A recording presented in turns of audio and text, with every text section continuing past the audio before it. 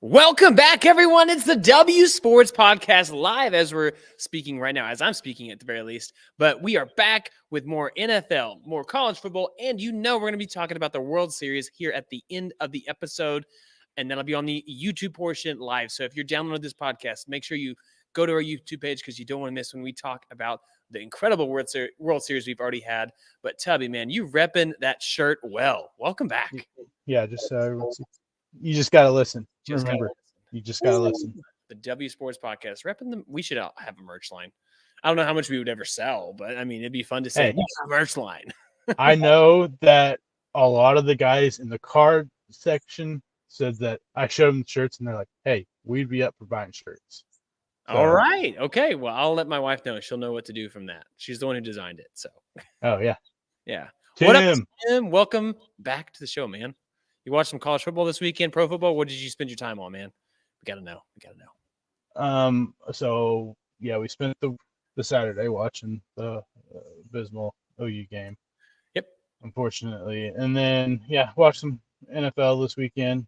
It's been, I'm sure it's like up there. It's been stupid cold. Yeah, it has. It definitely has been. Yeah, Tim's saying he's repping OSU. OSU's got something rolling this week, this last couple of weeks, especially on the ground game. So it's going to be Bedlam week, and we'll get predictions here, Tim. I want to know what your prediction is here in a little bit, so make sure you drop that in the chat whenever we do that. But yeah, it is stupid cold here. Yeah, it was like 20s today. So yeah, the windshield. We went for a little walk, and I had to bundle up. Oh, I bet.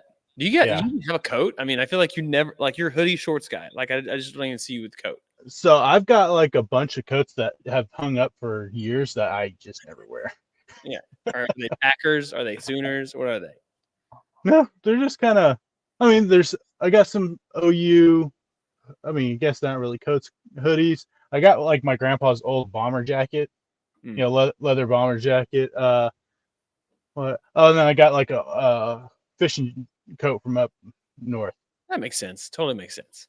One of my good friends at work, he is a huge Chiefs fan as well. He's from here, and we were in OKC last week, and he got it's vintage. It's like 1994 Kansas City Chiefs starter jacket. It is filthy. He got it because this guy's dad didn't wear it. It wore it like 4 times, and so he just gave it to. I'm like, dude, it looks insane. His wife has one too. Same thing. It's like from the 90s. It looks incredible.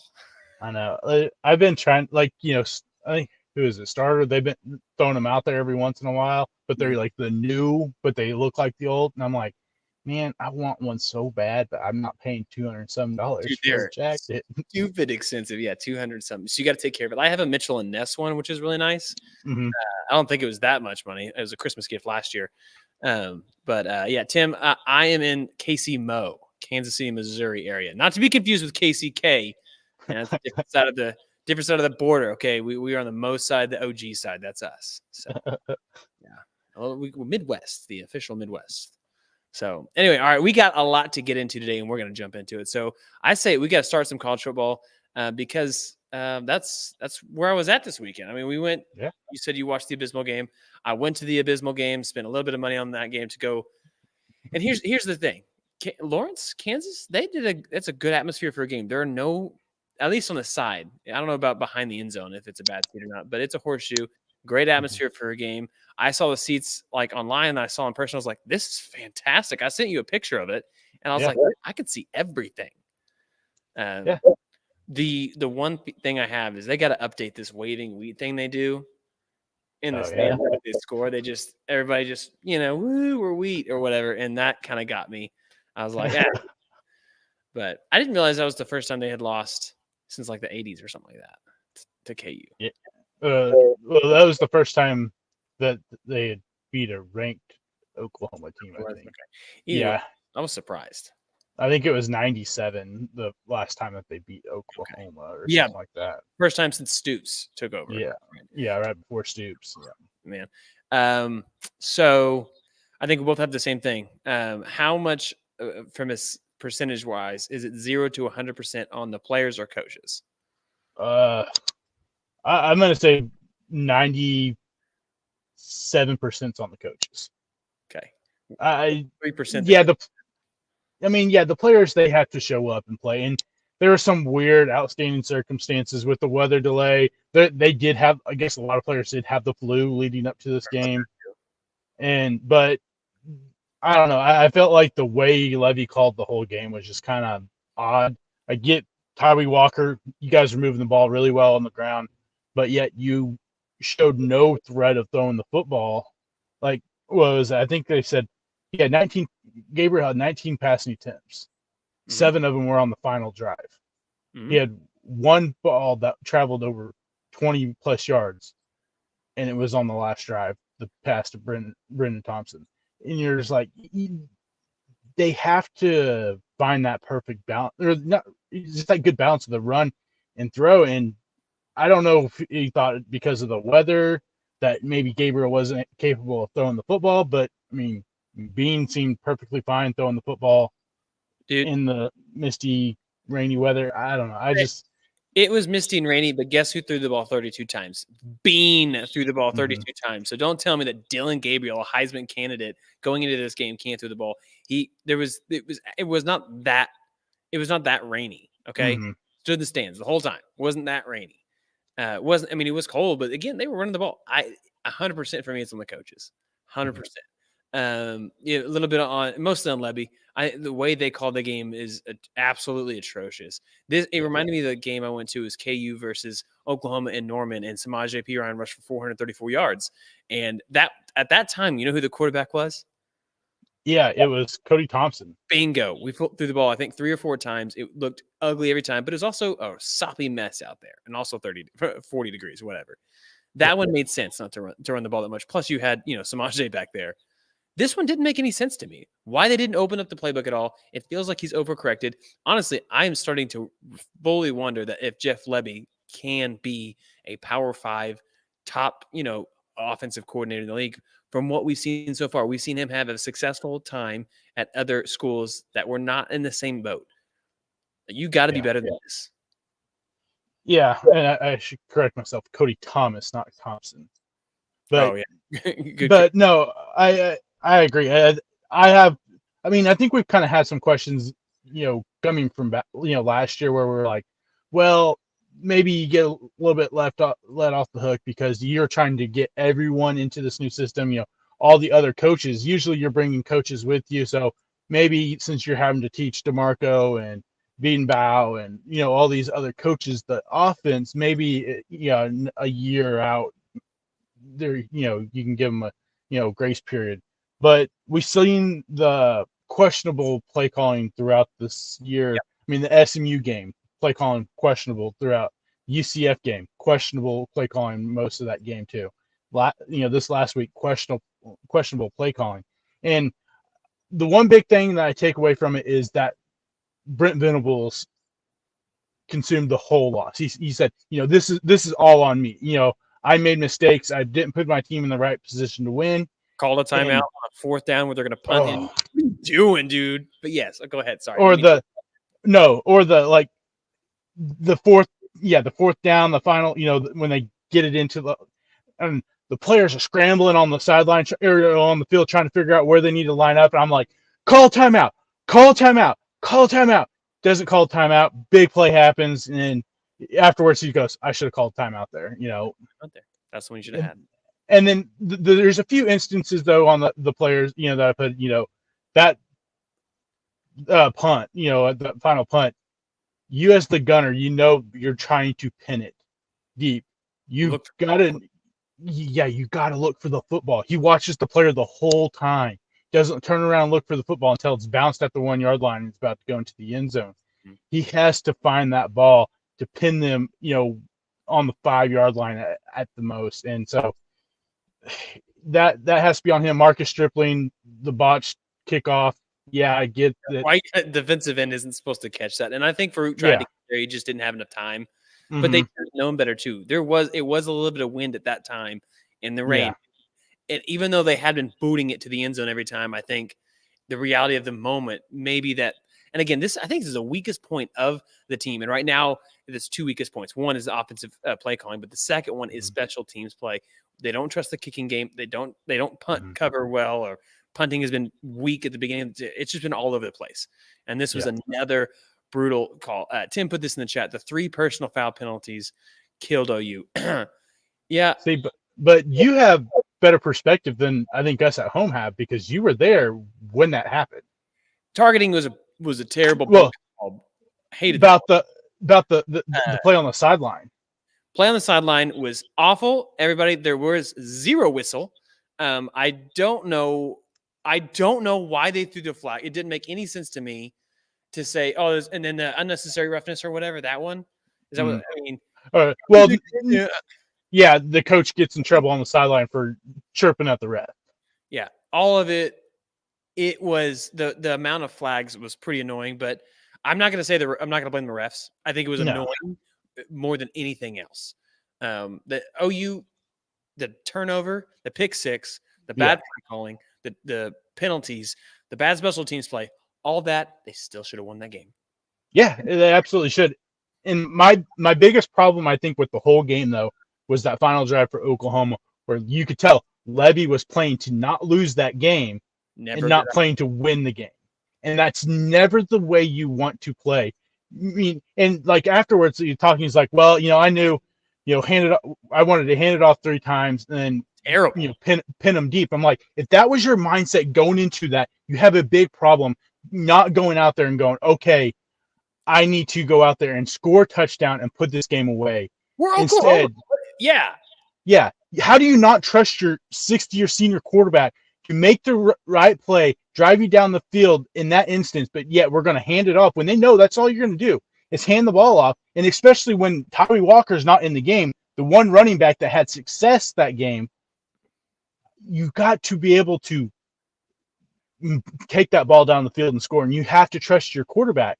And at that point, you didn't. And it just shows that in the crunch time, I don't know if you can trust Jeff Levy to make the right calls. Now, so I'm kind of hoping that he does find a job and takes a head coaching job after this year. I know a lot of people are going to be like, oh, well, you can't just blame the coach. You can't be all on him. That game instance, that was on him. And the play calling the whole game was questionable and abysmal. And we've seen it week and week, after week, that I feel like, I don't know if him as a play caller can get Oklahoma to where they need to be. And I know a lot of people are nervous that if he does move on, Jackson Arnold is following him because of their relationship. But I don't know. I don't feel like that's the type of guy that Jackson Arnold is. Yeah, I don't know if I would lean that as much. But my biggest thing is we've seen what he's been able to do. He hasn't proved it yet. When Dillon Gabriel has, Tim put in the chat, I was expecting some OU magic. Yeah, absolutely. We were too, because guess what? That's what Dillon Gabriel has done. And for Jeff Levy not to trust him enough, that was pretty frustrating. We can really go down the rabbit hole. All the things in this game. Hats off to KU. They had a lot of security trying to keep the goalposts in the ground. And I loved it because the goalposts still got ripped out and in the bottom of a pond down the street or something. But did you see them try to throw it in? Have you seen the video of them trying to throw it into the pond? They throw it, go straight up, back down on top of the guy that's videotaping it. Oh, man. Yeah, it's a big thing. You got to be careful. Yeah. So, all right, if you feel good, we've vented a little bit. We'll get into some predictions here, the upcoming games for maybe Bedlam this week. But you feel good? We vented a little bit. We're mad. We're angry. Yeah, we're good. Okay, good. We might always need more, but it was a pretty frustrating drive home. Yeah, I imagine. Frozen toes, man. I had all the layers. Anyway, all right, so let's go ahead. We're going to move down to go over these. I know that Florida put up 20 on Georgia's defense, but really it was only 7, right? Yeah. So Georgia still looks like the absolute team to beat, I think, but outside of maybe Michigan. But Michigan, we can get into more of that here in a second. Ohio State, 24-10. McCord with 2 picks. Any shakiness there, or is this just, hey, road environment, still got the win? I think I just don't think they're that good of a team, honestly. That good of a Marvin Harrison.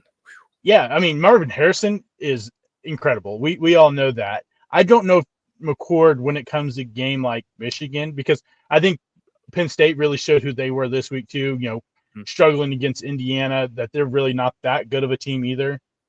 And so I want to see Ohio State play Michigan and see if they can actually hang with them. I don't know if they can. I don't know if Kyle McCord is that type of guy that can really put the game on his shoulders and win you a football game at this instant. Maybe, next year or so, maybe different story. But yeah, I don't know. I thought it was, you got lucky to get out of there with the win. I think if Tanner Mordecai's playing, that there's a good chance you probably lose. You had backup quarterback, or I don't even know if he's backup. I think he's technically third string quarterback at some point. So I don't know. I wasn't impressed. I don't think that they are that good of a team. Yeah, the biggest area that we've seen time in every single week is running the ball. Now, this week they did run the ball better, which was surprising, I think, against Wisconsin. But with the interceptions and just not great quarterback play, can they have if they can't run the ball or it's a poor quarterback play? Do you think that they need both to beat Michigan once, maybe? Yeah, no, absolutely. So I know that's where it starts to get really dicey if you're an Ohio State fan, because especially if they lose twice, they're not getting into the playoff. And if you miss the playoff, it's a wasted year if you're Ohio State, especially with you are definitely going to have to play perfect ball to beat Michigan right now. Yeah. So, so while we're talking about Michigan, let's talk about Michigan. You sent me that article. I was very, very surprised when they removed, or whatever you say, rescinded the contract extension offer. Writing on the wall that he is done after this year, or do you think they're just kind of making sure they hedge their bets a little bit? I think it's probably a little bit of both. I think it's probably mainly them going, okay, we're going to rescind it real quick. We're going to rescind it for now, just see what happens, coming forward. But it also does come off after the FBI, of all people, are there at your college, because this whole story just keeps on getting more and more each day. Things keep piling up. You first comes out the sign stealing thing, and then it's like, oh, well, he bought tickets on both sides of the stadium so he could videotape both sidelines for, and it wasn't just Big Ten teams, it was Georgia, a couple other teams, TCU, and then now it was like, oh, they also hacked other teams' computers from Michigan to steal plays off of their computers, and all this stuff is like coming up, and you're like, when the FBI is getting involved. Yeah, that happened to the Cardinals in baseball a couple years ago, and I was like, oh dang. Yeah, and they're trying to say Harbaugh had no idea, this is happening. The guy is literally standing on the sideline next to him with a sheet in his hand. It's laminated, and it has hand signals, whether they're presumed to be the other team's hand signals whenever they're calling plays.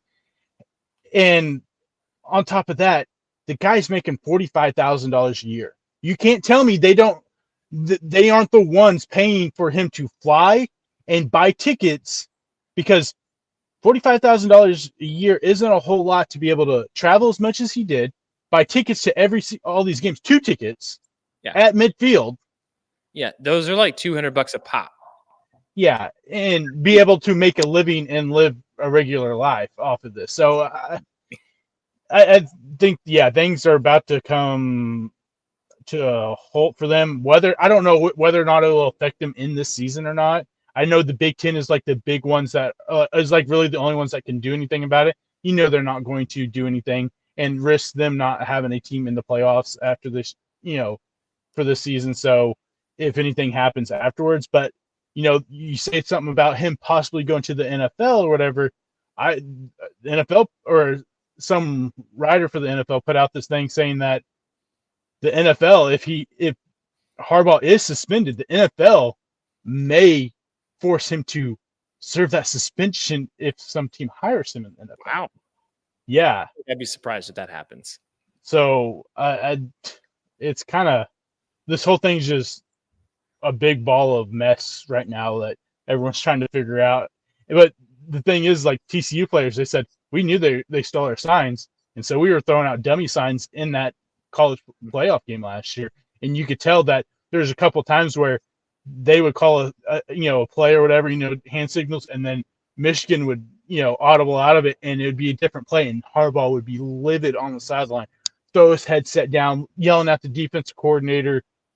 So that kind of, you're like, wait a second, something's a little fishy. I think they're not the only one students who are doing this, they may be the dumbest at how they're doing it. I think it's one of those things that they're talking about. This should bring the mics into the helmets so you can negate this. The one problem, not every school can do that, right? Maybe the only Power 5 schools are going to have money to do it. You're not going to have, Georgia Southern and Coastal Carolina. They're going to be able to afford to do this probably or prioritize it.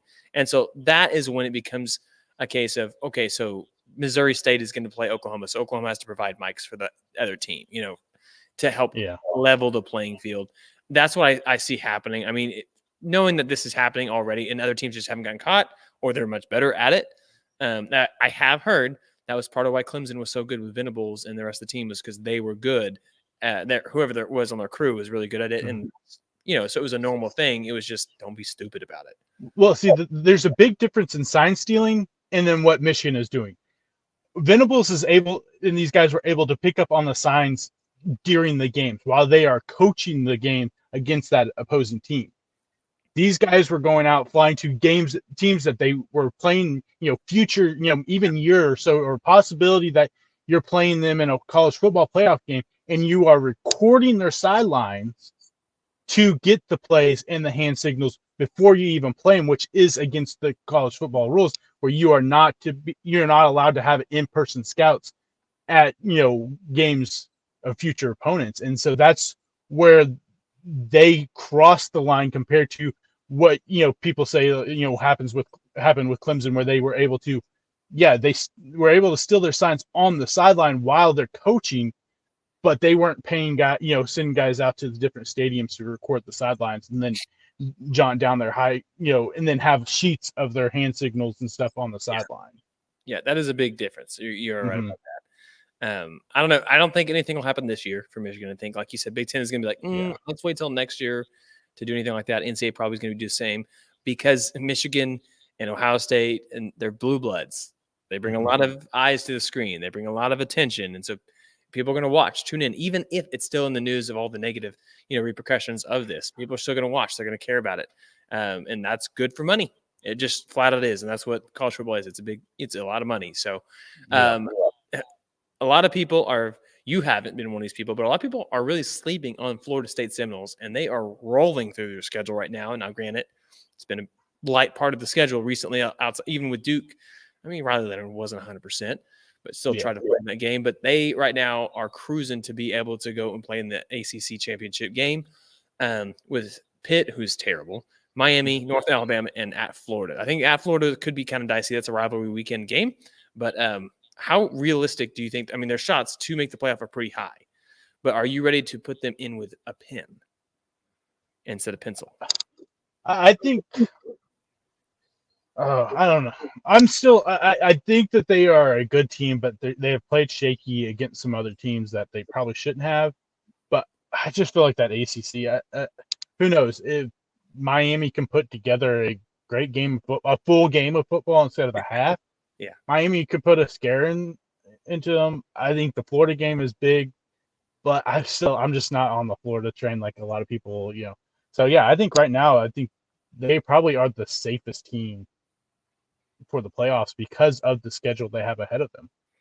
Yeah, I mean, because it looks like when you say that, people are probably like, well, who are the other ones? Ohio State, Michigan, Florida State, Georgia, and probably Washington are the big ones that you'd probably pencil in at this point. One of these will get left out. And Georgia's on a path to see Alabama most likely and that could go either way. I mean, that's just how good Nick Saban is, regardless of how good their quarterback is. So I would they're probably the safest bet to pencil to maybe go ahead and write it in ink. Yeah, just because you look at Georgia, you got Missouri this week, Ole Miss next week. Whether or not and Missouri, and Missouri's playing good football. Brady Cook is playing good. Luther Burden is an absolute monster. They have a really good defensive line there in Missouri. So, and they have a really good corner. So there is some instances where, I think the 16.5 point spread right now is a little crazy for this game, even though it is down in Athens. I think it might be a little much right now with the way Missouri has played. But I would still think that they should win out at least to the SEC championship, where they will more than likely play Alabama. But you look at that schedule and you go, well, there's a chance. They've got a couple of really tough games. Michigan, you still have to play Ohio State no matter what. you still have to play them. It's a big rivalry game. Yeah, we're probably sitting here thinking that it probably shouldn't be close because of the way Michigan is playing, the way Ohio State's playing. But it's a rivalry game. You kind of throw things out the window at that point. And then Washington, you're more than likely going to have to play Oregon again. And can you beat Oregon twice?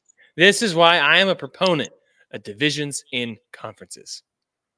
I mean, look what the Big Ten's going to have this year. But you don't want to see Oregon. I mean, if Oregon and Washington had divisions, they wouldn't be playing twice. I know, but I'd rather see them once in separate divisions in the championship game rather than OU Texas this year in a 14-team conference where they're going to have to play each other again more than likely, unless OSU wins out or something like that. Yeah, like this weekend's Bedlam game is massive for the Big 12. Oh yeah, and I think it's better for college football rather than seeing repeats and then someone whines because we already beat it once. We should still get in the playoff even though we lost. No, but you really want to see Michigan Iowa Big Ten championship game? I don't. Going for the underdog. I went for Purdue last year. I'll do it again. I don't want to watch one of the worst offenses play. Come on. Fine. Whatever. Fine. Whatever. You're right. I'm probably in the minority on this one, but that's just where I'm at. Okay, it's fine. Yeah. I mean, everyone has their preferences. I know. Washington, they had a bit of a hiccup the last couple of weeks. Their defense has shown some cracks. 15 points the week before, I believe, in offense. Is this just, hey, hitting it hard? I mean, like, we just got to figure out a way to get through this and they'll be fine. I mean, are you worried a little bit about this team? I'm worried a little bit because I feel like that they threw everything that they had at Oregon to beat Oregon, and it took a lot. It kind of feels like the Oklahoma situation, where Oklahoma threw everything at Texas, even though they didn't play their best game against Texas, but they put so much into it, and I feel like that they have taken their foot off the pedal a little bit, and the intensity and the focus has been a little bit waning, and you played really bad. You probably should have lost that game against Arizona State. Home. And then you probably should have lost this game to Stanford because I don't know if you watched the game. They are down 5, I think it was 1 or 2. Penix throws an interception in the end zone. Washington has it. It's 4th and 1. They draw up this, or Stanford has it. Draw up this play. Wide receiver throws it to the other wide receiver. Guy's wide open. Hits his hands. He turned and dropped it. He had 70, 80 yards in front of him. No one there. More than likely touchdown, take the lead, and have a good chance at winning that football game. So I feel like Washington, they're going to have to figure something out. And you don't have a easy opponent to say in this upcoming week playing against USC, even though USC has played absolutely awful football the last 5 weeks. Vintage Lincoln Riley football. Yeah, but if this is a team, if your offense is off like it was against Arizona State, you probably are on upset watch because you know that team's going to be able to put up the points, and you're going to have to be able to match them. If their offense has any hiccups like it did against Arizona State, watch out. They may lose this game. Yeah, and that would be not great. I mean, here's what's going to happen. The Pac-12 is going to have nobody with less than 2 losses heading into the playoff weekend, so they're going to get left out again their last year of the playoff, which would be hilarious if that happens. But yeah, Washington versus USC. The computer's got USC winning this game. I don't know what the spread is yet, but that's what I think it's 2 or 3. Stuff. You just throwing a birthday thing, man? What was that? That's awesome. I keep touching thing. That's like one of those happy birthday messages on your iPhone, and then it's like, yeah, I have no idea what happened. All I did was put my fingers up. Yeah, happy birthday, man. Apparently. Yeah, I guess. We don't have to talk too much about USC because yikes, like you said, that Cal game, that was hilarious. I have one big thing I want to talk about, and Lincoln Riley is absolute garbage for what he said. What did he say after this game? So they asked him about so week after week we're seeing the same problems with the defense. Yeah. When it comes down to, are you going to have to think about making changes to the staff or whatever? And he goes, well, I'm just thinking about playing Washington, but our offense has to do a better job at putting them in better situations, turning the ball over here or there, or not sustaining drives. I'm like, you scored 50 points. They had one turnover. Yeah, you scored 50 points. How are you putting this on the offense when that's the only thing that has kept you in any game at all this year? Yeah. Your defense is terrible. Alex Grinch is terrible. And for you to throw it on your quarterback, your star quarterback, and your offense, that it's partly on them because they ain't playing good enough. What are you talking about? You scored 50 points. You cannot put any of this on the offense. All of this is on Alex Grinch, you, and that defense. Yeah, it is a terrible defense. He gave up 5 rushing touchdowns. How many yards per carry was that? It was almost 5.5 yards per carry. Massive long runs. I mean, Fernando Mendoza, anybody heard of him before this week? An 85 QBR. He looked good. He looked good. He had the one bad interception, which was a great interception by USC's defense in that part, the one-handed grab. But, yeah, this has been tough. And, honestly, Caleb Williams, man, you are not getting any piece of any franchise until you just go ahead and win already. Good Lord. This is annoying to have this happen. And here's my fear for Caleb Williams is that this lack of excellence, like around the game of football, is going to leak into who he is and as a player.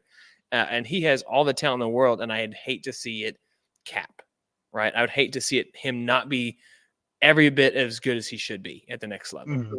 And that's what I'm worried about right now is we're just getting comfortable with where we're at. Yeah. So, and it's a big game this week. Like you said, huge game. Washington at USC. We'll see what happens. USC won and didn't move. Yeah, yeah, they probably should have dropped, honestly, because Can you name me the teams Cal's beat? Can you name me? Okay, so there's one Pac-12 team, Arizona State. Okay. One Division II team in Idaho, Vandals. Oh, jeez. And I don't know who I think it's North Alabama. I don't know. It doesn't matter. It's another team that's not Division I. So, like, they're not good. Yeah.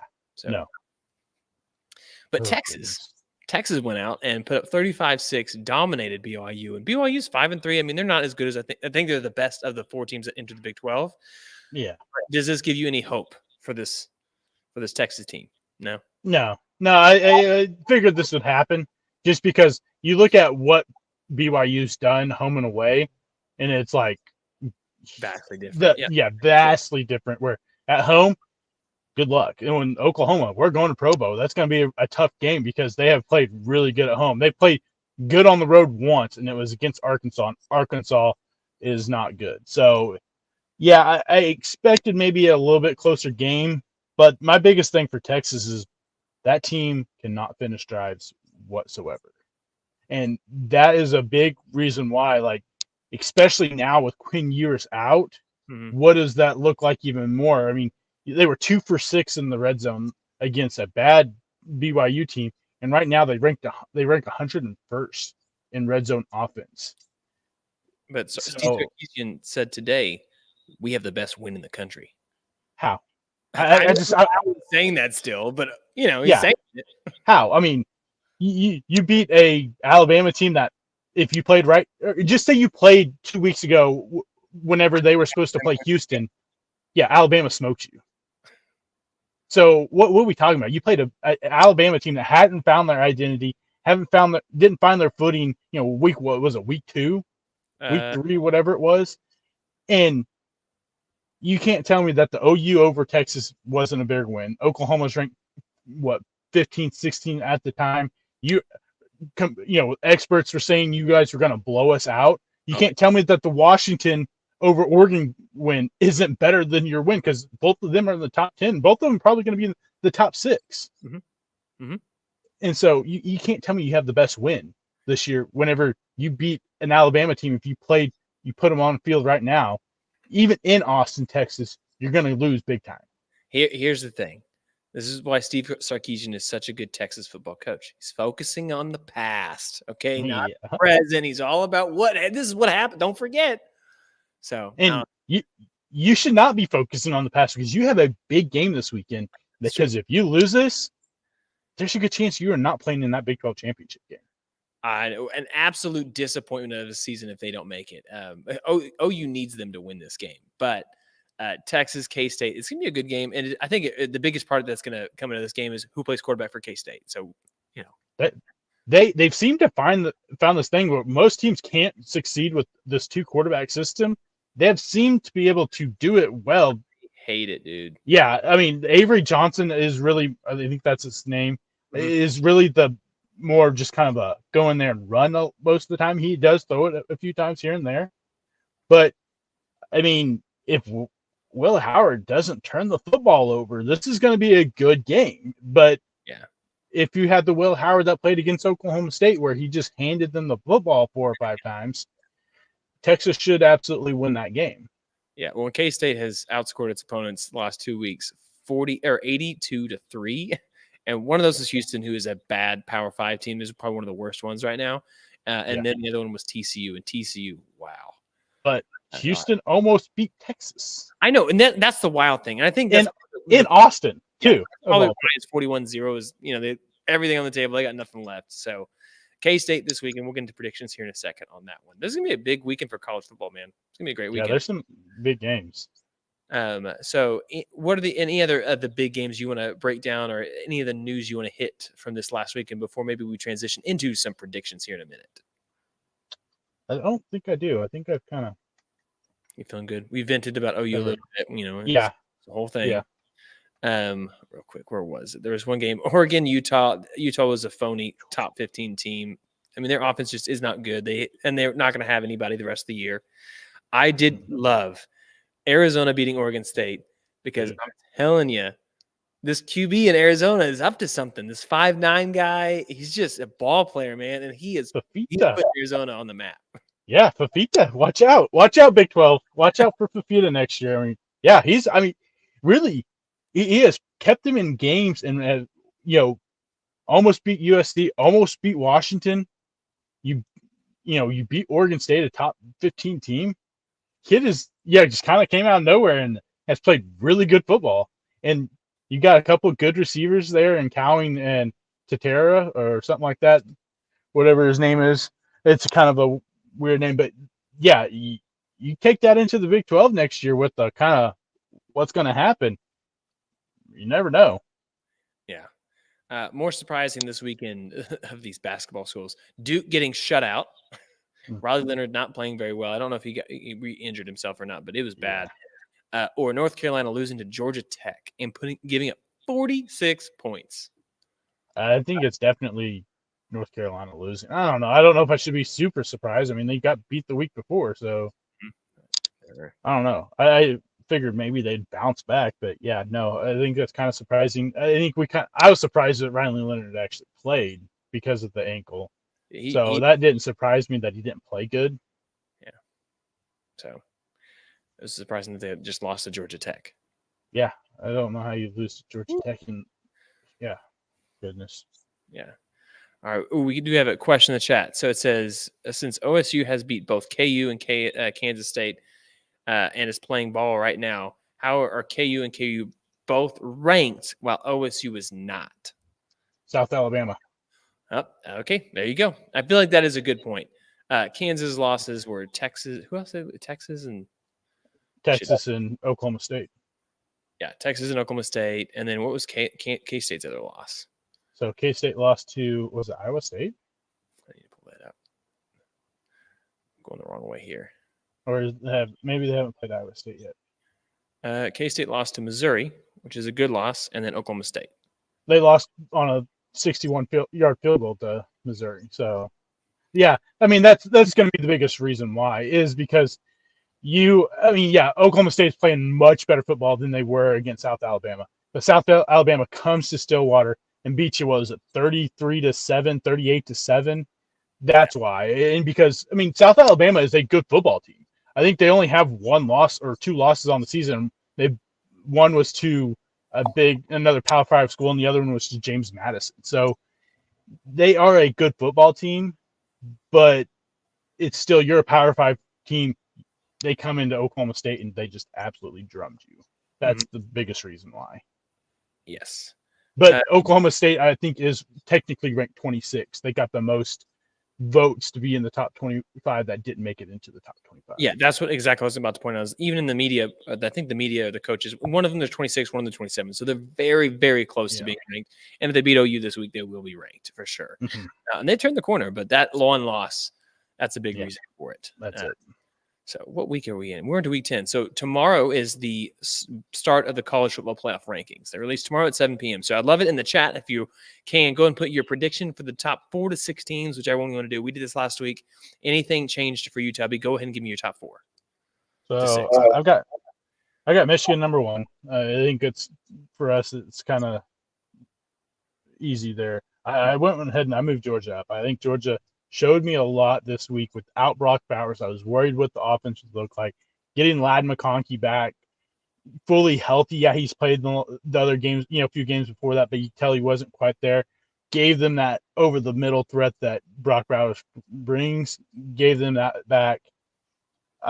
This is where I start kind of fumbling here because I want to say Washington. I'm going to say Washington because they have I think they have the better win, but I am not right now completely sold with the way Washington has played. Yeah, we talked about it. Absolutely. Then I'm going to put FSU 4 because I feel like that they have played better than Ohio State. Mm-hmm. I got Ohio State 5, and then I got Oregon 6. Yeah. Well, Ohio State 5. Okay, yeah. So I went Michigan, Georgia, Washington, Florida State. And then that's the top 4. And then the next 2 for me was Oregon and did I miss Ohio State or I said Florida State? No, you missed it. Yeah, you said Florida State at 4. For Ohio State. So Ohio State's 5 and then Oregon would be 6. Right on the outside, I think Alabama, Texas would be tied, but Texas is going to get the slight nod because they did get the win. But like you said, I think give it some time. Alabama could potentially be a one-loss SEC champion if they get Georgia on the right day. So, yeah, dude, it's crazy to have the college football playoff. We're already into week 10 technically this year in the college football world, which is kind of sad. I'm already missing it. I'm already missing the beginning of the year, awesomeness. But we're getting great college football matchups this weekend. So get through some predictions. K-State versus Texas. Who you got? I'm going to say Texas. And there's one big reason why. It's that I don't know if Kansas State can slow down Jonathan Brooks enough. K-State has enough. What? Will they run it enough? I don't know. I mean, they should with who's at quarterback. It depends on what Sarkisian has game plan, but they should based off of what Kansas State has given up over the last few weeks on the ground. I mean, Ollie Gordon absolutely gashed them. I want to say so. I mean, over the last 3 weeks, even though they have, or 4 weeks, you're 3-1, they're giving up somewhere around 5 yards a carry. If I'm Texas, I'm just feeding Jonathan Brooks the football, taking everything off of Malik Murphy and have him throw it a few times here and there. Yeah, and that could help. We've seen them in the past, same coaching staff, not run the ball enough. So we'll see if that happens with running backs. So, but yeah, games in Texas, so that should help Texas have the home field advantage. Hopefully work out for them. Other game we want to bring up real quick. It doesn't have to be a huge prediction, but are we going to see Clemson fall to 4-5 after this week, playing at home against Notre Dame? Yeah, they're going to get. I think they'll lose. Yeah, absolutely. Oh, this is crazy. All right. Well, that's just one of the things you got going for you. New AAC member conference starting next year. Is that right? Army? Yep. Is it next year? Yeah. Yep. Against Air Force. This really isn't a prediction. It's more of just an opportunity for us to talk about them no longer being an independent after they've been for quite some time, joining forces where that is, I believe, where Navy is also a school. Yep. Yeah. So you think this is good or bad? I think it's good for college football. I think, one thing that's happening with the realignments is that a lot of these big rivalries are going away. And I don't think we ever thought that the Army-Navy game would go away rivalry game-wise. But now I think it gives it even more meaning because now it's a conference game. It's not just a rivalry game. Now it's going to be a conference rivalry game to where it gives it even more meaning than just the Army-Navy. It gives it, okay, this could have some implications at some point. I don't know if it's any time in the near future with these two teams, but hey, you never know. We've seen Navy turn things around. We've seen Army be, good. So maybe it just gives it a little bit more emphasis onto what it, normally is. Yeah, I think what's crazy is we saw how bad Navy played at the beginning of the year. This is totally random, but they have a chance still. If they win enough games out, they can make a bowl game. Army can't. Regardless, if they win out, they won't because of the Division I wins. They could be like hey, here's the game because we want you in the bowl game, but they're not going to automatically qualify for a bowl game. So, So, Air Force, are they a legit threat for the college football playoff? No. Exactly. Yeah. Mountain West. Sorry. Moving on. Mizzou versus Georgia in Georgia. Want to know what the prediction is? Who you got? I got Georgia. I think they have showed me something this last week that I was worried about.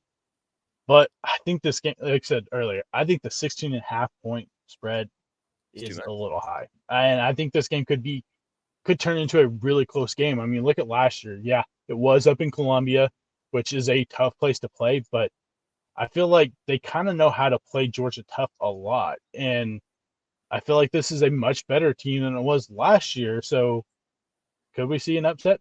I think there's a good chance. Or I shouldn't say good chance. There's a legit chance.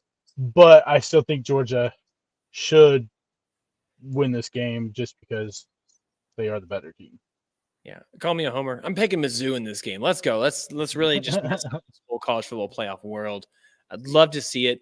And that would put Mizzou in the tiebreaker seat in that division in the SEC, which would be absolutely insane. That would be wild.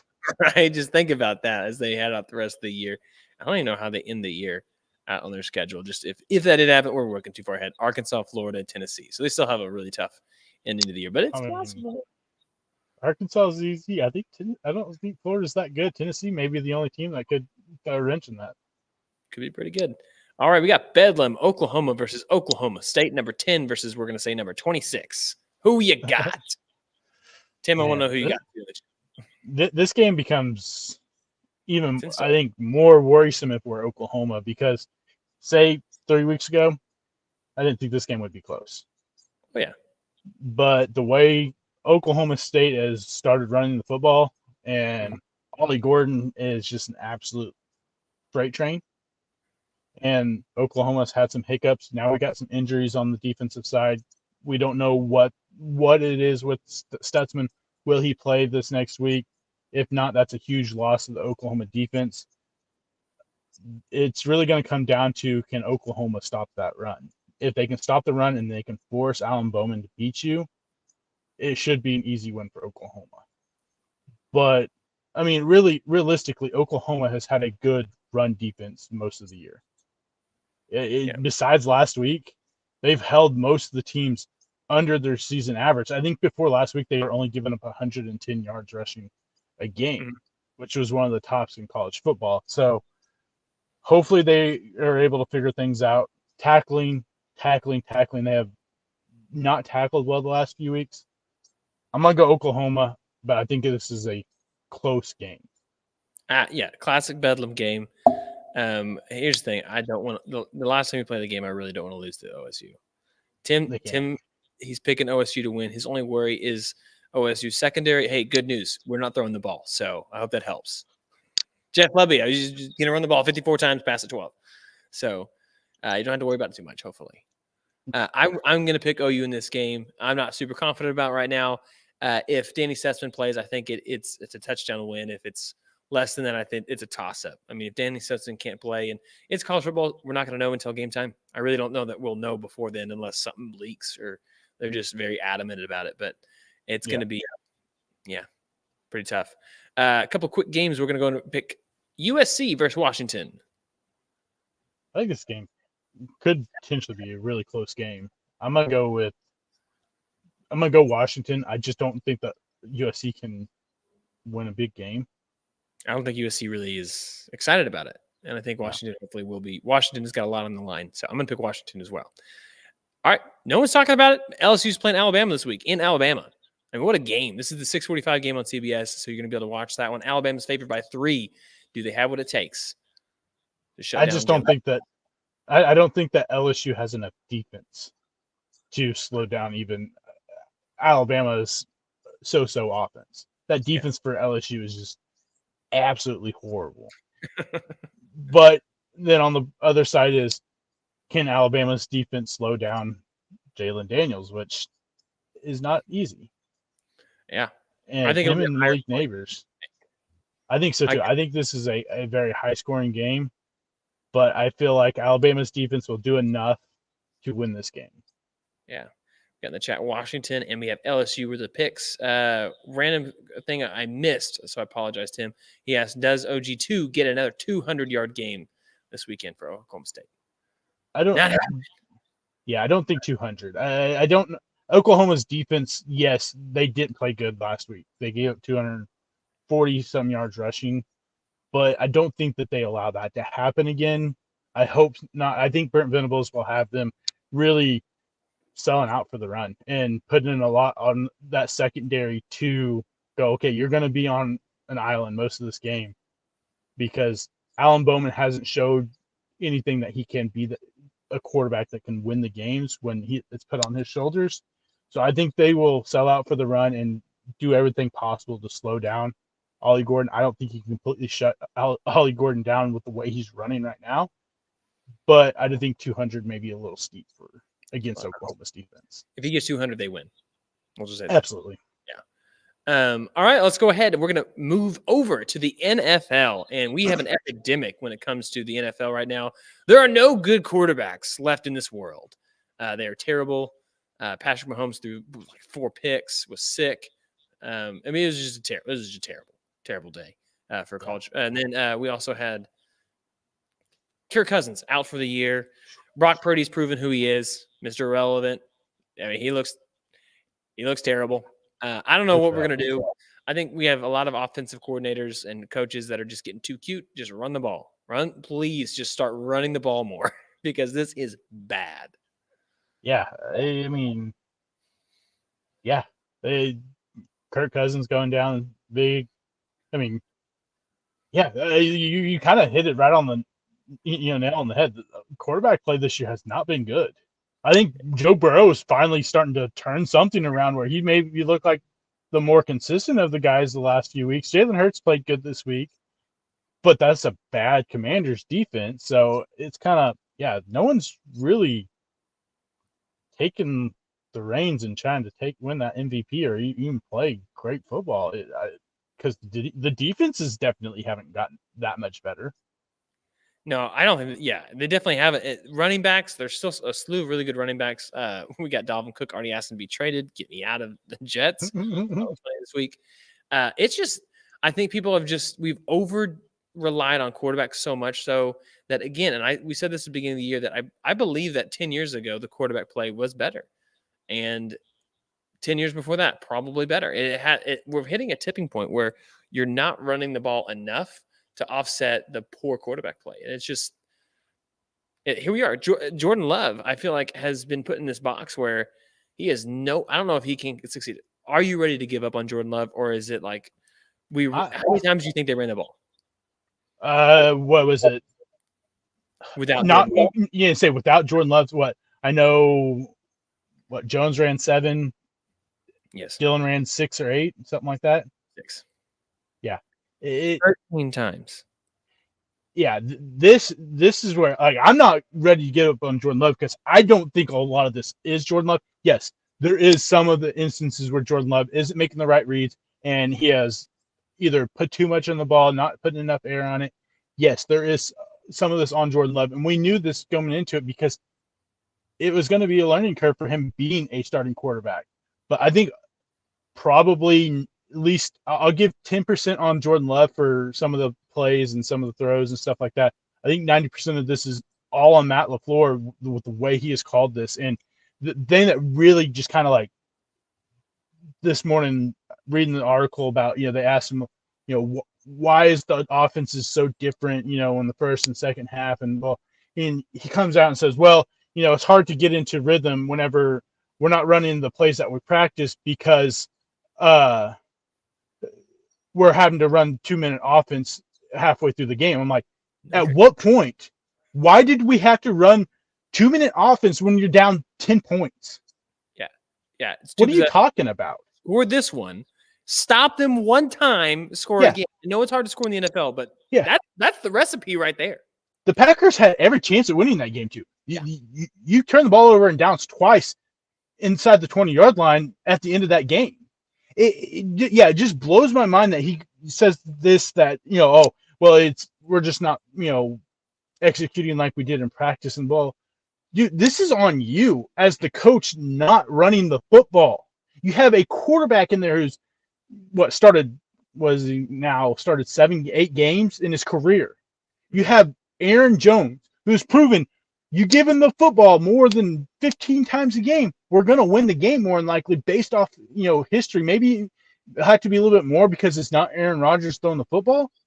But come on, you as an offensive guru head coach cannot figure things out. I mean, the fact that our offense is so just abysmal in the first half compared to the second half is crazy.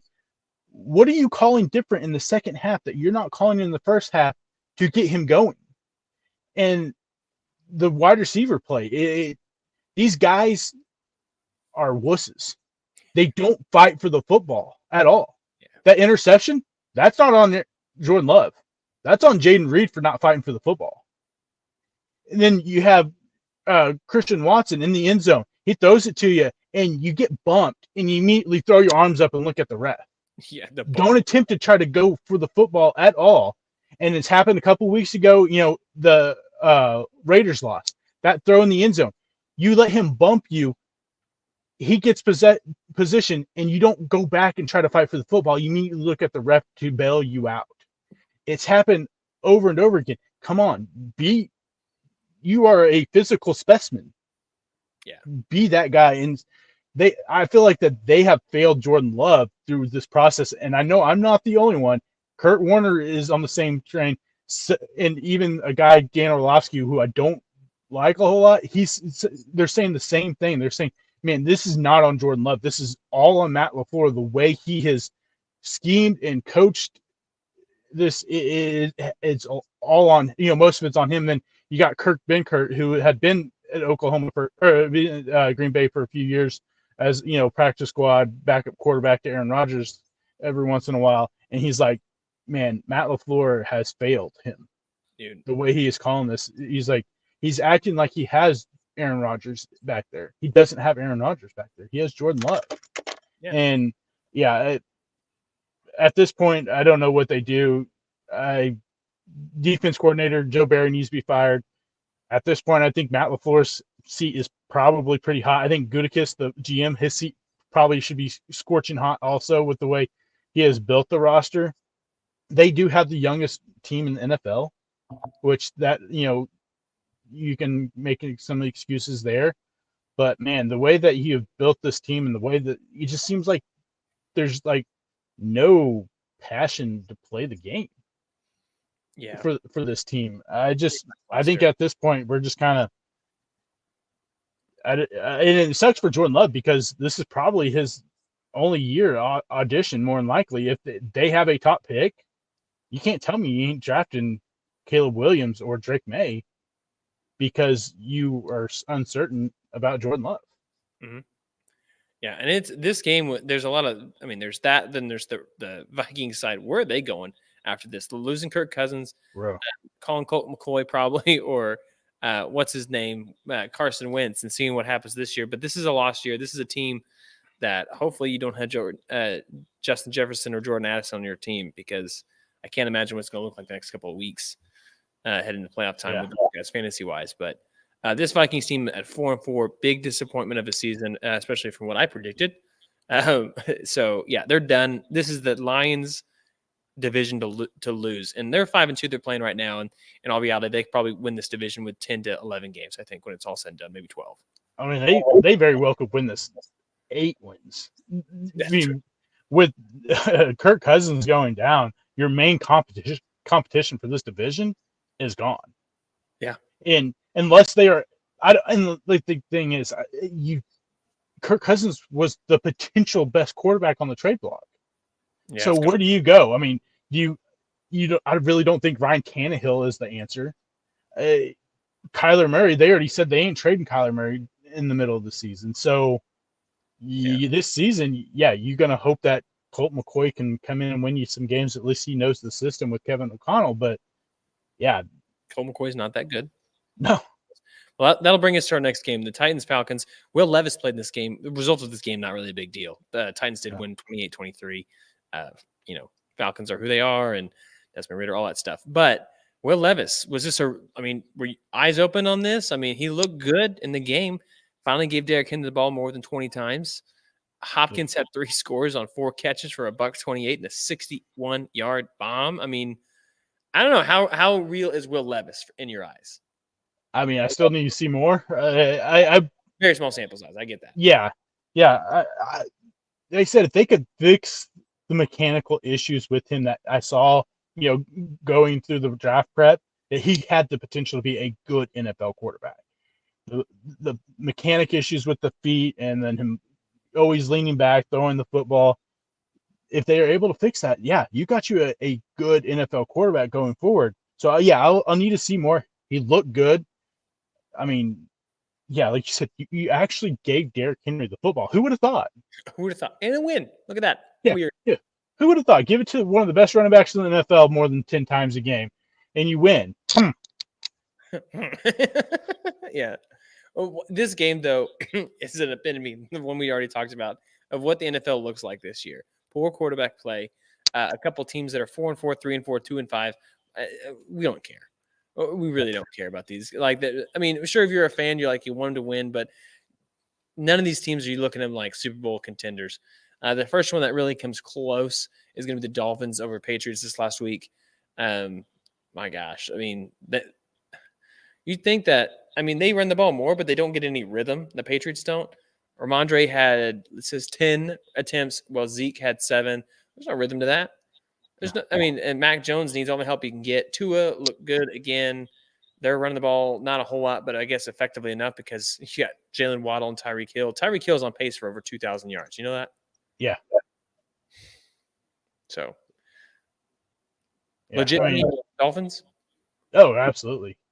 If they can, and their defense got better this week, adding Jalen Ramsey to that secondary, coming back way earlier than expected. They were talking mid-December that this is when you're looking for Jalen Ramsey. So that's a big boost to them. And you basically essentially made a trade right at the trade deadline and didn't have to give anything up because you get him back off the injury and the first game gets an interception, forces a fumble.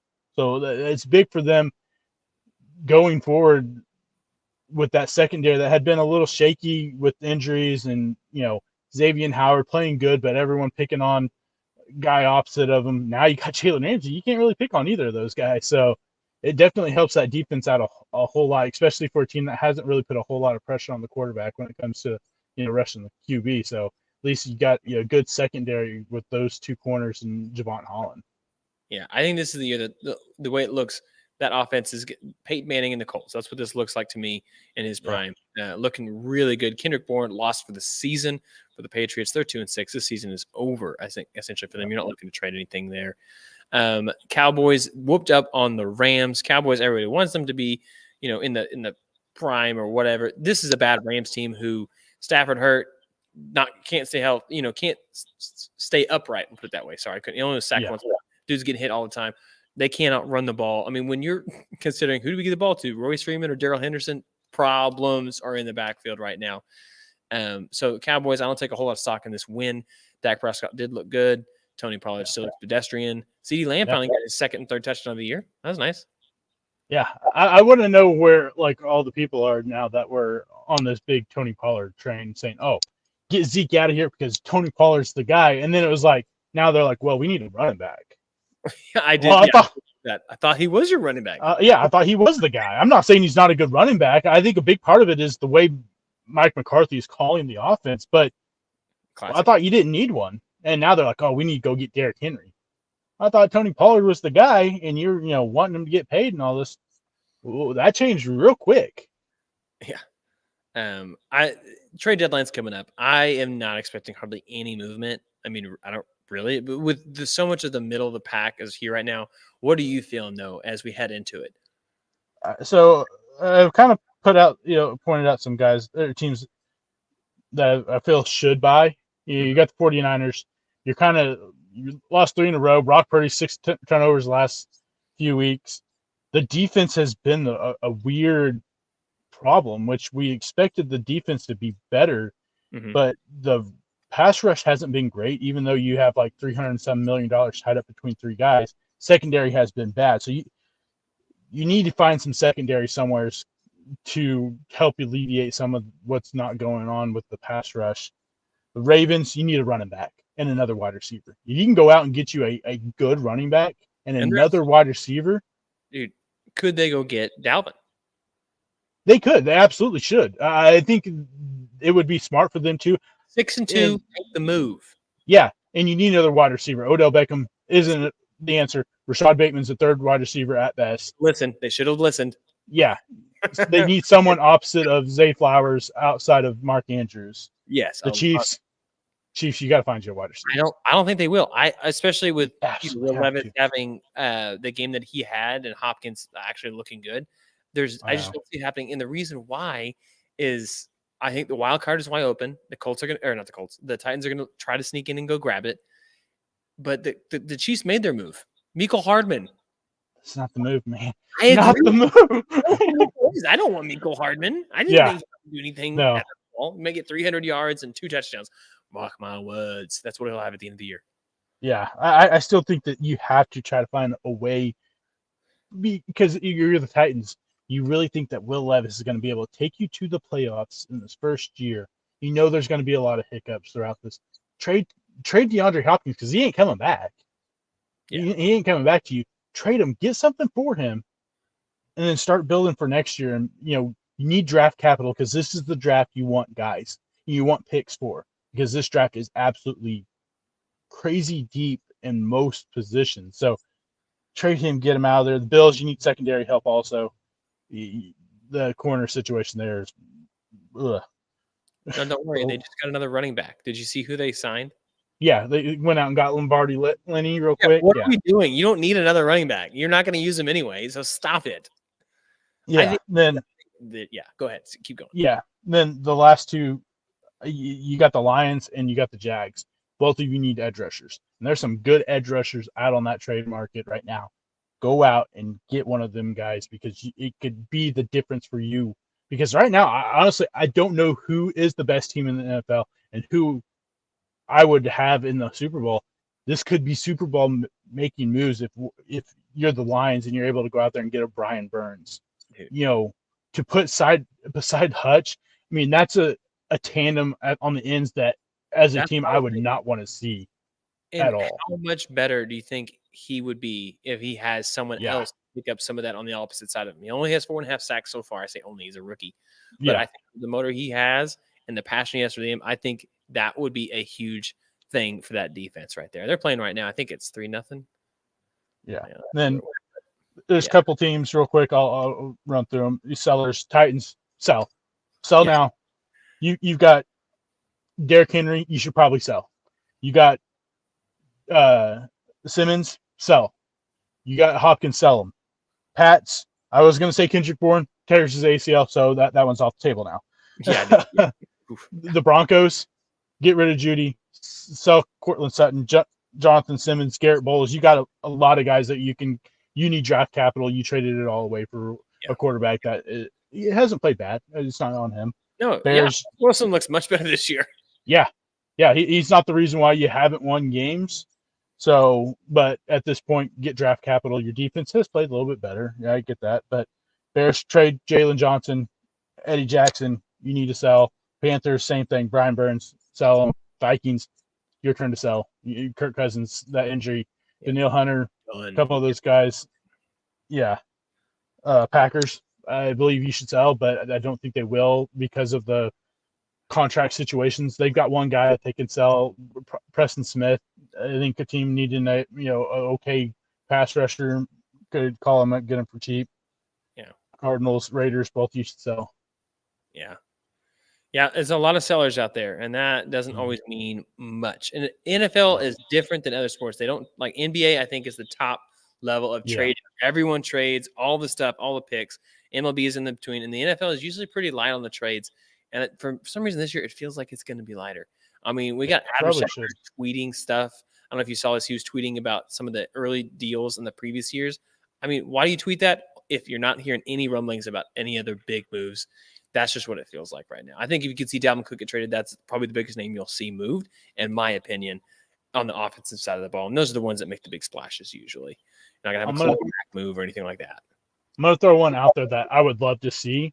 And we talked about the team needs to buy a running back. The Ravens, go out there. Get you Saquon Barkley. He just signed a deal. He loves that team. He's on a 1-year deal. You love that team. Man, if I'm the Ravens, this is your chance. Your defense has played incredible. Mm-hmm. Your quarterback's playing good. You need to get him someone to run the football so he's not running it 10 times a game. Watch him trade for someone like that and then give him the ball 8 times a game. Probably. I mean, maybe, out of things. Hand the ball. Let him go run. Yeah. I mean, come on. Do something, because this could be the chance in your window opening for you to be, like I said, I don't think that there's any just runaway teams right now in the NFL. A lot of good teams that are just playing mediocre football right now, and there's a lot of teams that are mediocre that are playing bad football. It's kind of just, I mean, probably half of the NFL probably should just stand pat, because you never know what can happen. The Packers are a game and a half out of the final wild card spot, sitting at 2-5. Yeah, this is what I'm telling you. It's going to be a slow year. Yeah, so why not throw everything you have at it? Go all in right now. Get you a running back that can take so much off of Lamar Jackson and give you a chance to win. Yeah. You mentioned Saquon Barkley. That was one of the worst games of football I've ever seen. Oh, my gosh. It was statistically one of the worst professional football games passing the ball for the Giants. For any team, but the Giants had 6 or 14, -9 yards, sacked. For 16 yards. I mean, this is a terrible. This Giants team is absolutely awful. I will say the game was fixed. There's no way he snapped that ball and spiked it with 1 second left as soon as he snapped it. I agree. Yeah, but then on top of that, they spotted the ball themselves. The Jets did. Oh, and the ref never spotted the football. He runs up there and touches it and runs out the way. It's in the script.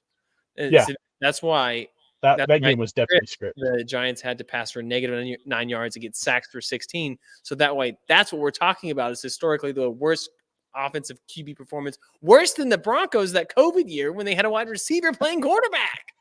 I know. Yeah. How does that happen? Oh my gosh. Yeah. I definitely did the audio on that. So there's that one. Eagles still 7-1. They still look like one of the best teams right now. They had 21 points in the fourth quarter to close it out well. They beat the Commanders. Not a very good team, but they still won. Panthers, they got their first win of the year. They're not going to be winless. Look at that. Bears are hating it right now.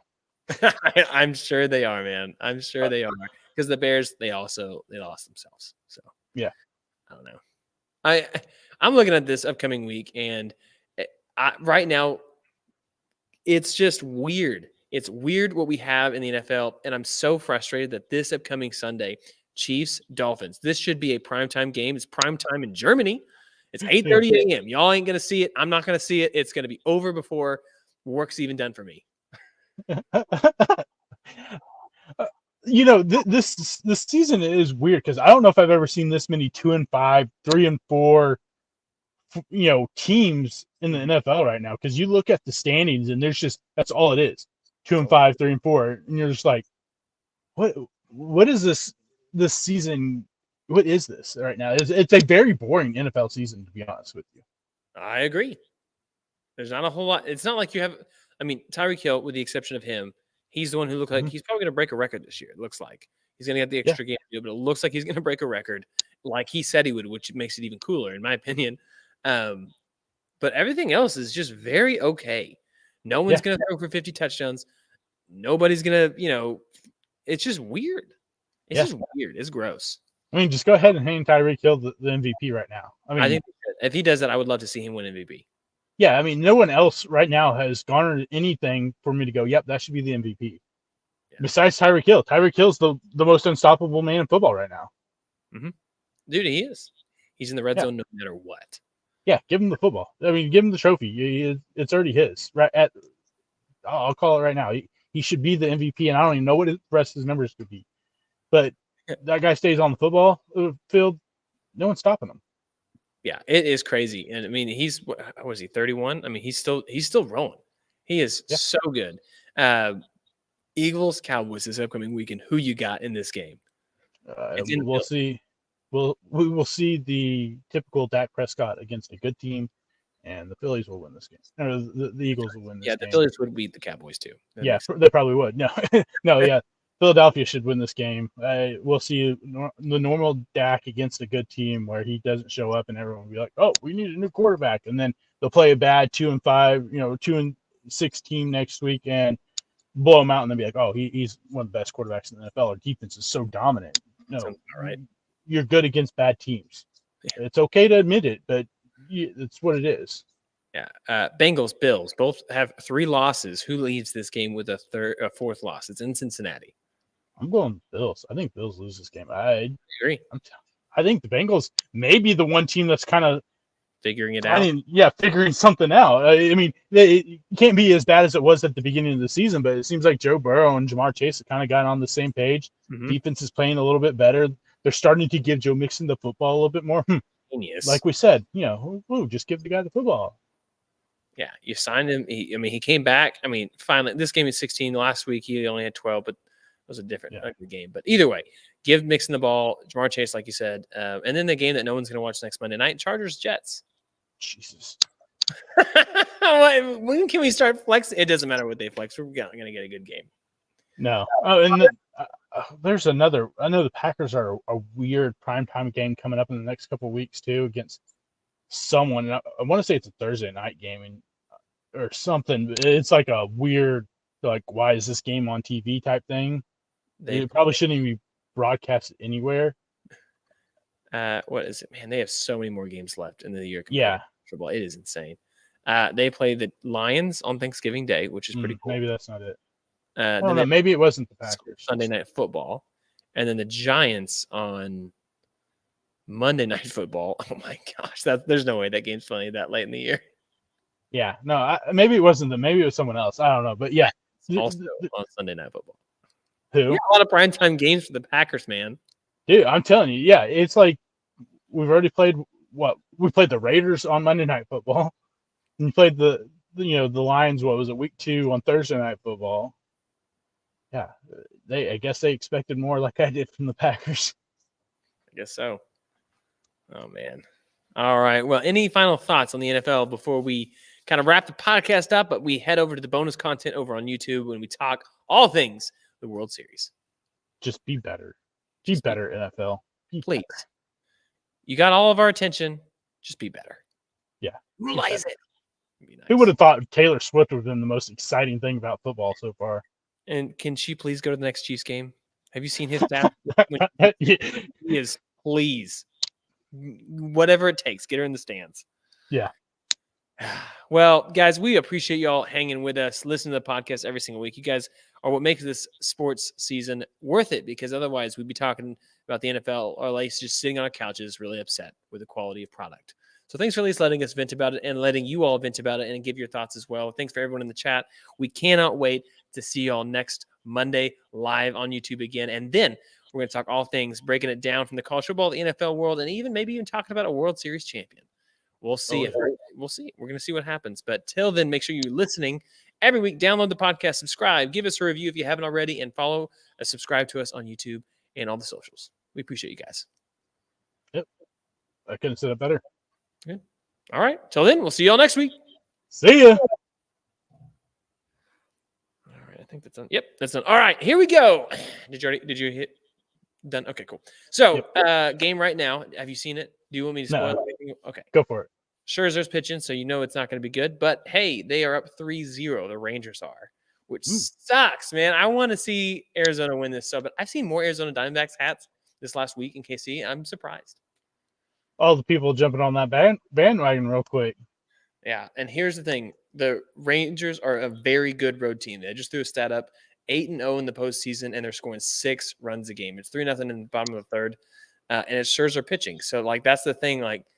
You got it. This is a winnable game if you look at it, except for they just got Scherzer on the road, which the Rangers' offense has been just clicking on the road. Yeah, I mean, we'll see if Diamondbacks are a team that kind of starts slow. in most of these games this postseason, except for against the Dodgers. Yeah. But the Phillies games, they started slow, and then it was about fifth, sixth inning when they kind of picked things up. So we'll see. Yeah, Brandon Pfaadt, I guess besides so far this game, he has pitched pretty lights out when it comes to playoffs. And didn't see how they scored, but wasn't sure. But I mean, really, honestly, we're sitting here and the Diamondbacks should be up 2-0. That first game was mismanaged at the end, and as soon as it came to the bottom of the ninth, they showed the lineup. Who was hitting in the bottom of the ninth. I was like, there's no way they can let someone on base and let Corey Seager hit, swing the bat at all. And walk the first guy, get out Semien, and of course, what do? They pitch Corey Seager. Boom, gone. And dude, it was no doubter. So just to pimp that bat right afterwards. Yeah, I'd much rather have two guys on, one out. You give up one run, that's okay. One run's fine. It doesn't hurt you in that yeah. case. You got Evan Carter, who had a great postseason, but man, I'd much rather go at him than Corey Seager, who has proven time in, time out when it's postseason World Series, especially in that stadium. Yeah, you don't want to pitch to that guy, and you pitched him, and you should have walked him. If someone's going to beat you, you let it be Evan Carter and not Corey Seager. Well, yeah, absolutely. That totally makes sense. Isn't Evan Carter a rookie too? So big time difference. Corey Seager loves October. He's proved it in October. He's won a World Series. He did hit another 2-run home run today in this game. So dude's locked in right now. Scherzer just threw behind Marte. That was weird. All right, maybe it was the catcher. I couldn't tell. So look, here's my problem. And when I texted you about this, even today it stings. All these former Cardinals they're making, not just in the playing, right? That's one thing. But being go-ahead home runs, right? Having monster games, 4 for 4. Tommy Pham has been locked in this series so far. The pitching. Did we talk about the story about Max Scherzer and the Cardinals? Huh. So Max Scherzer's from St. Louis. Yeah. Okay. The year that he was a free agent, the big year he went to Washington, he wanted to go to St. Louis. He actually talked to, I don't know if it was Ad Wainwright or who it was, but he said, hey, I want to go to St. Louis. Just do whatever you got to do. Let's make it happen. Cardinals didn't even offer him anything. And I think he would have given him a hometown discount. So I'm watching this game right now. I'm seeing what should have been a Cardinal pitch against more Cardinals who hit more walk-off home runs in the World Series. And it just makes me so mad. I am just boiling inside right now. Yeah, no, I can see. And, I honestly didn't realize that there was a lot of former Dodgers that play for the Rangers. That's it, just the Rangers. Yeah. But there's 5 or 6 of them for the Rangers. Yeah, I mean, of course, the biggest one is Corey Seager, who has, you probably he wasn't staying anyways. He had already pretty much made it known that he didn't want to be there. So, I mean, whatever. But the one I wanted the Cardinals to go after. Don't worry, we have Paul DeJong. Oh, DeJong's way better than Corey Seager. What are you talking about? Oh, wait, you don't even have him anymore. You're sold him for a bag of beans. Yeah. No, I mean, I could say at least the first game we had a good game. Second game, it was absolute blowout. That Rangers team didn't. I was not expecting it. No. And then it was such a blowout that Tommy Pham had a chance to be the first player ever to go 5 for 5 in the World Series, and he said, "Hey, no, let's go ahead and let my teammate at least get one at bat in the World Series real quick." Which hats off to him for being an awesome teammate doing something like that, because he didn't have to. He could have went for the glory. He could have went for 5 for 5, be the first player ever. 5 for 5 with 3 home runs, 2 doubles. That's one thing. 5 for 5 just overall. It's not, to me, it's not the same, because I remember Albert Pujols' 3 home run game with 2 doubles and so many RBI. I remember that game. I remember every at bat. That I always remember. Reggie Jackson, people are going to remember that 3 home run game. I don't know that people down the line are going to remember 5 for 5, but like you said, and it's still a big deal. The record books should have remembered, though. I mean, record books. I know. Think about this. Why it's such a cool thing that he did is because of another Arizona Diamondback who's playing in his second World Series, first since his rookie year in 2008, and Evan Longoria. You never know. It is so hard to get to this thing. you never know if you're gonna come back. And so it's super cool that Tommy Pham he made it so at least this guy can tell his family, his kids, whatever it is, his friends, dude, I got to play in the World Series. I wasn't just there. I played, Yeah. And I don't know, did he get a hit? I didn't even see. I don't know. I have no idea. None of us were watching at that point. It was a blowout. No. But yeah, I mean, it tells you that I guess it kind of helps his image a little bit because he's been kind of known as being a little bit of a not so great teammate. All out punching one of your guy on the field, but over fantasy, over fantasy football. But yeah, no, but I think it's good move for him. Give Jace Peters a chance to get his one at bat at least in the World Series. And at least I know I played in the World Series. Yeah, that's pretty cool. So who you got? This is a best of 5 now. Since 1-1 split, and I'm going to tell you this: 3 games are in Arizona, 2 are going to be in, if necessary, will be in Texas, and I'm going to spot you 1 game where the Rangers are up 3-0. Who you got winning this series? Give me the Diamondbacks. I just want to see it. Yeah, why not? I mean, everyone's counted them out every turn this year. I mean, beginning of the year. No one had them really making the playoffs or even having a good year. Mm-hmm. No one had them beating the Dodgers. No one had them beating the Phillies. Most people don't have them beating the Rangers. Why not? Everyone's counting them out. Let's see what happens.